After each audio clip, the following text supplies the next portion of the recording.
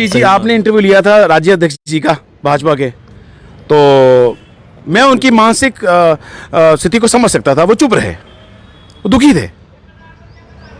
और फिर आपने कुछ दिन के बाद फिर बाकी और नेताओं का इंटरव्यू लिया, तो वो कह रहे हैं लगना चाहिए। अगर ये नहीं बोलेंगे ना तो ये नौकरी नहीं कर पाएंगे भाजपा की। अरे बाप रे, ये तो धोती खोल रहा है। इनको खुद नहीं पता होता होना क्या है। सवेरे शाम को सोते हैं, घबरा के सोते हैं, और मुझे पूरा यकीन है तो पर्सनल चीज़ है, ये पक्का नींद की गोली खा के सोते होंगे। टेंशन होती है ना, ये सो जाते हैं और सुबह ये अखबारों में पढ़ते हैं या इनको फोन आ जाता है ये हो गया, फिर इनकी हालात जो खराब हो जाती है। या they are very strict people, the bosses are very strict. वो डंडा जाता है ना जब बुरा, वो बड़ा खतरनाक डंडा है, वो डरते हैं इससे।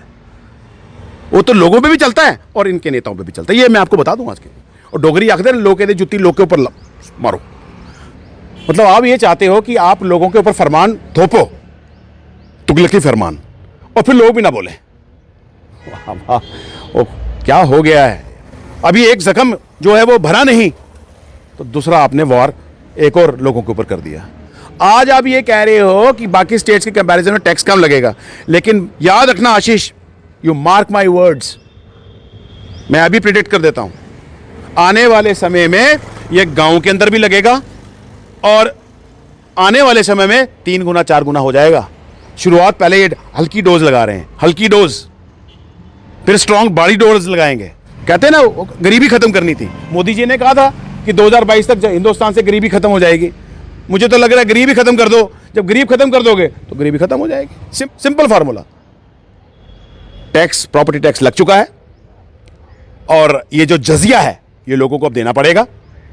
आज थोड़ा कम देना पड़ेगा, लेकिन कल आपको 2 गुना 3 गुना 4 गुना भी देना पड़ेगा। इतनी एक्साइज ड्यूटी आप शराब की दुकानों से ले रहे हो। आपने तो अनाज के ऊपर भी टैक्स लगा दिया है, जीएसटी लगा है। पहली बार इस सरकार ने, कभी हिंदुस्तान की हिस्ट्री में ऐसा नहीं हुआ था कि अनाज के ऊपर टैक्स, दही के ऊपर टैक्स, दूध के ऊपर टैक्स, पनीर के ऊपर टैक्स, ग्रोसरीज के ऊपर टैक्स। मल्टीपल टैक्सेशन का शिकार हो रहे हैं लोग। जब आप गाड़ी खरीदते हो ना तो आरसी बनाते हो। What is actually RC? गाड़ी की रजिस्ट्रेशन है, साथ में रोड टैक्स दे रहे हो। आजकल तो लाख लाख रुपए रोड टैक्स दे रहे हो आप। फिर जो आप गाड़ी खरीदने के बाद जो गाड़ी के अंदर ईंधन भरवाते हो, चाहे वो पेट्रोल है, वो डीजल है, उसमें भी कुछ कंपोनेंट है वो रोड टैक्स का जाता है। फिर आपकी गाड़ियों ने निकलना हाईवे से, अब आप वहां पर टोल प्लाजा, आप कहते हैं जीपीएस के थ्रू आपका पैसा काटा जाएगा। आप कितनी बारी टैक्स दे रहे हो सड़क का? आप गाड़ी खरीदते समय रोड टैक्स दे रहे हो, आप ईंधन भरवाते वक्त रोड टैक्स दे रहे हो, आप टोल प्लाजा के थ्रू जो गुजर रहे हो वहां रोड टैक्स दे रहे हो।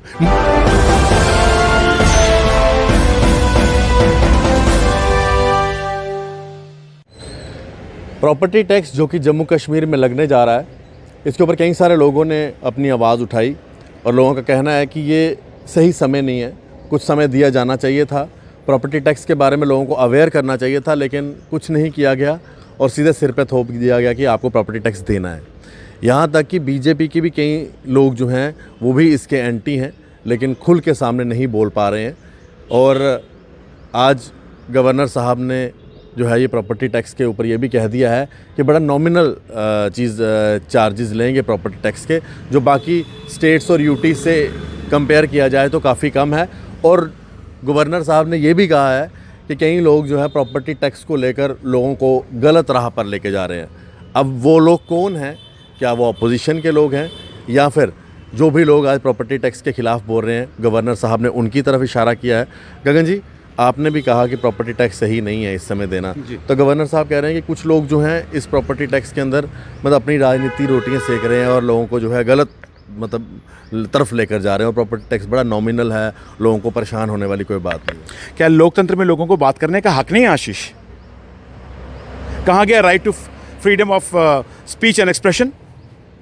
मतलब आप ये चाहते हो कि आप लोगों के ऊपर फरमान थोपो, तुगलकी फरमान, और फिर लोग भी ना बोले।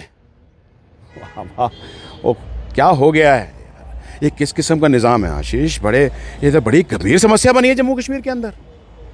प्रॉपर्टी, आप कह रहे हो प्रॉपर्टी टैक्स लगाया जा रहा, लग गया है 1 अप्रैल से। और आप मुझे बताएं आशीष, आप तो हर जगह कवर करते हैं कि कौन से हालात बन गए अच्छे यहाँ पर, कौन से हम लोगों ने तरक्की ऐसी कर ली कि अब हमें प्रॉपर्टी टैक्स देने की ज़रूरत आन पड़ी। जम्मू कश्मीर को आपने 5 अगस्त 2019 के बाद शत विक्षत किया है, म्यूटिलेट किया है, तबाही कर दी है जम्मू कश्मीर के अंदर। और अभी लोग इस त्राहिमाम से बाहर नहीं निकले, आपने एक और तुगलकी की फरमान जो है थोप दिया लोगों के ऊपर प्रॉपर्टी टैक्स का। अभी एक जख्म जो है वो भरा नहीं तो दूसरा आपने वार एक और लोगों के ऊपर कर दिया। मतलब जख्मी कर दो लोगों को, ट्रैम्पल कर दो, दबा दो, आवाज़ को ख़त्म कर दो। ये चल रहा है आज के निज़ाम में। और जो प्रॉपर्टी टैक्स आप ये कह रहे हैं कि बाकी स्टेट्स के कंपैरिजन में कम लगेगा, भैया कैसे आपके बात पे हम विश्वास कर लें, मुझे बताओ आशीष। 3 साल पहले जब आपने इंटरव्यू लिया था प्रॉपर्टी टैक्स के ऊपर तो लोगों ने विरोध किया। जब लोगों ने विरोध किया तो उन्होंने प्रॉपर्टी टैक्स की फाइल को दबा दिया और ये कहा, इनके नेताओं ने, भाजपा के नेताओं ने कहा, दिल्ली से भी और लोकल नेताओं ने भी कहा कि जम्मू कश्मीर के अंदर प्रॉपर्टी टैक्स नहीं लगेगा। फिर लग गया नहीं लगा? 3 साल के बाद लगा। आज आप ये कह रहे हो कि बाकी स्टेट्स के कंपैरिजन में टैक्स कम लगेगा, लेकिन याद रखना आशीष, यू मार्क माई वर्ड्स, मैं अभी प्रिडिक्ट कर देता हूँ, आने वाले समय में ये गांव के अंदर भी लगेगा और आने वाले समय में 3 गुना 4 गुना हो जाएगा। शुरुआत पहले ये हल्की डोज लगा रहे हैं, हल्की डोज, फिर स्ट्रॉन्ग बड़ी डोज लगाएंगे, उसके बाद पता नहीं कौन सी डोज होगी। ये चाहते हैं लोग ही खत्म हो जाएं यार। कहते हैं ना गरीबी खत्म करनी थी, मोदी जी ने कहा था कि 2022 तक हिंदुस्तान से गरीबी खत्म हो जाएगी। मुझे तो लग रहा है गरीबी खत्म कर दो, जब गरीब खत्म कर दोगे तो गरीबी खत्म हो जाएगी। सिंपल फार्मूला है boss, simple formula. Tax, property tax लग चुका है और ये जो जजिया है ये लोगों को अब देना पड़ेगा। आज थोड़ा कम देना पड़ेगा, लेकिन कल आपको 2 गुना 3 गुना 4 गुना भी देना पड़ेगा। ये होगा, यू मार्क माई वर्ड्स। जो वो ज़मीनें हैं जिनके ऊपर ऑलरेडी कहा जा रहा है कि इलीगली यहाँ पर लोग कुछ सेटल हुए हैं, जैसे सरकारी ज़मीनें जो हैं हड़पी हुई हैं जी, क्या वहाँ पर लगेगा प्रॉपर्टी टैक्स? क्योंकि ये बड़ा एक बड़ा पेचीदा सा सवाल है आशीष। इसकी तो लीगल ओपिनियन सबको लेनी पड़ेगी, मुझे भी लेनी पड़ेगी। लेकिन अगर हम ये मान लें कि जिन ज़मीनों के ऊपर लोगों का अवैध कब्जा है, जो सरकार कहती है, चाहे वो स्टेट लैंड है, फॉरेस्ट लैंड है, या फिर घास चराए लैंड है, जो घास चराए लैंड है, उसके ऊपर अगर लोगों का कब्जा है, चाहे वो मार्जिनल लैंड होल्डिंग्स हैं या बड़े चंक्स हैं ज़मीनों के, तो अगर वो अवैध कब्जा है तो क्या अवैध कब्जे का भी टैक्स देना है क्या? अगर वो टैक्स देते हैं इसका मतलब सरकार भी अवैध तरीके से टैक्स की वसूली कर रही है और फिर वो वैध रहा नहीं। अब वो वैध रहा नहीं। और अगर सरकार उन लोगों से टैक्स की वसूली करेगी तो लोग तो क्लेम करेंगे भाई ज़मीनें तो हमारी हैं। तो यहाँ पर ये एक कन्फ्लिक्ट है, एक कन्फ्लिक्ट है। इस कन्फ्लिक्ट के ऊपर भी सरकार को जो है एक वाइट पेपर लाना होगा, एक ट्रांसपेरेंसी बनानी पड़ेगी, एक पारदर्शिता बनानी पड़ेगी, ताकि ये कंसेप्ट जो टैक्सेशन का है, जो जजिया आप लगा रहे हो लोगों के ऊपर, इसके ऊपर क्लैरिटी होनी चाहिए, लोगों को समझ आनी चाहिए आपकी मंशा क्या है। अब तो लोग ये कह रहे हैं, धारणा बनी है लोगों के अंदर कि भैया एक करप्ट सिस्टम जो है हिंदुस्तान के अंदर और खासकर जम्मू कश्मीर के अंदर करप्शन तो बड़ी है। आशीष आप भी मानते हो, मैं भी मानता हूँ, जनता को पूछ लो आप, लोग त्राहिमाम कर रहे हैं और एक करप्ट सिस्टम है। लोग कह रहे हैं कि पैसा साइफन हो रहा है, पैसे की पिलफरेज हो रही है, और जो पैसे की पिलफरेज हो रही है उसकी भरपाई अब लोग कर रहे हैं। और डोगरी आखते हैं, लोग कहते जूती लोग के ऊपर मारो, लोगों की जूती लोगों पे मारो, वो हो रहा है। लोगों का पैसा लूटा जा रहा है और उसकी भरपाई भी लोगों के जेबों से की जा रही है। ये लोगों में धारणा बन गई है। और इस वक्त क्या ज़रूरत है आपको टैक्सेशन लगाने की, बताइए आपके पास? क्या ग्रांट्स की कमी है क्या आपको? क्या पैसे की कमी है आपको? इतनी एक्साइज ड्यूटी आप शराब की दुकानों से ले रहे हो। आपने तो अनाज के ऊपर भी टैक्स लगा दिया है, जीएसटी लगा है। पहली बार इस सरकार ने, कभी हिंदुस्तान की हिस्ट्री में ऐसा नहीं हुआ था कि अनाज के ऊपर टैक्स, दही के ऊपर टैक्स, दूध के ऊपर टैक्स, पनीर के ऊपर टैक्स, ग्रोसरीज के ऊपर टैक्स। मल्टीपल टैक्सेशन का शिकार हो रहे हैं लोग। आशीष मैं आपके माध्यम से एक बात फिर बताऊंगा, हम टोल प्लाजास की बात भी कर लें। मेरे को एक अभी सडनली मैंने इसको रिकॉल किया, लोगों को बताना जरूरी है। आपको पता है लोग कितनी बार टैक्स देते हैं रोड का? जब आप गाड़ी खरीदते हो ना तो आरसी बनाते हो। What is actually RC? गाड़ी की रजिस्ट्रेशन है, साथ में रोड टैक्स दे रहे हो। आजकल तो लाख लाख रुपए रोड टैक्स दे रहे हो आप। फिर जो आप गाड़ी खरीदने के बाद जो गाड़ी के अंदर ईंधन भरवाते हो, चाहे वो पेट्रोल है, वो डीजल है, उसमें भी कुछ कंपोनेंट है वो रोड टैक्स का जाता है। फिर आपकी गाड़ियों ने निकलना हाईवे से, अब आप वहाँ पर टोल प्लाजा, आप कहते हैं जीपीएस के थ्रू आपका पैसा काटा जाएगा। आप कितनी बारी टैक्स दे रहे हो सड़क का? आप गाड़ी खरीदते समय रोड टैक्स दे रहे हो, आप ईंधन भरवाते वक्त रोड टैक्स दे रहे हो, आप टोल प्लाजा के थ्रू जो गुजर रहे हो वहाँ रोड टैक्स दे रहे हो। मल्टीपल टैक्सेशन, एक कमोडिटी की, एक सर्विस की 3 या 4 बार आप जो है उस पर कर लगा रहे हो, निचोड़ रहे हो लोगों को, निचोड़ रहे हो। और बिल्कुल सही बात है, ये सरकार का यही रवैया है। यही अगर रवैया रहा ना तो लोकतंत्र का यहाँ पर मर्डर हो जाएगा कंप्लीट तौर पे, अगर ये रवैया रहा तो। ये तानाशाही है, ये दमनकारी नीति है, ये शोषण की राजनीति चल रही है। और वो बिल्कुल सही कहावत है कि वो कोई कहता है ना कि एक आप बतख लो।